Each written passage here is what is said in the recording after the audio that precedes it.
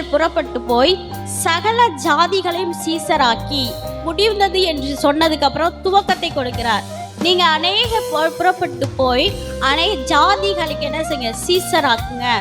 இயேசு கிறிஸ்துவின் விலையேற பெற்ற ரத்தத்தை அறிந்து கொண்ட நாம், அவர் நம்முடைய பாவங்களை மாத்திரமல்ல, உலகத்தில் இருக்கிற ஒவ்வொரு ஜனங்களின் பாவங்களையும் ரட்சிக்கிறவர், மீட்கிறவர் என்பதை நாம் மற்றவருக்கு கற்றுக் கொடுக்க வேண்டும். விலையேற பெற்ற ரத்தத்தை எனக்காக தான் கொடுத்திருக்காரு, என்னுடைய பாவங்களுக்காய் கொடுத்திருக்காரு, அவருக்கு பிடிக்காத விரும்பாத காரியங்களுக்காக என்ன செஞ்சிருக்காரு, கொடுத்திருக்காரு அப்படின்னு சின்னம், ஒரு நம்பிக்கையின் சின்னம், ஒரு வெற்றியின் சின்னம்.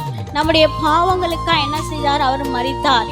பாவங்களை இனிமேல் என்ன செய்யக்கூடாது, நம்ம தொடரக்கூடாது. அப்ப விலையேற பெற்ற ரத்தத்தை கொடுத்து இயேசு கிறிஸ்துவானவர் வருத்தப்படக்கூடிய காரியங்களை நம்ம இருக்கக்கூடாது. அவர் எந்த சித்தம், அவருடைய விருப்பம் எதுவோ அதன்படி நம்ம வாழ வேண்டும்.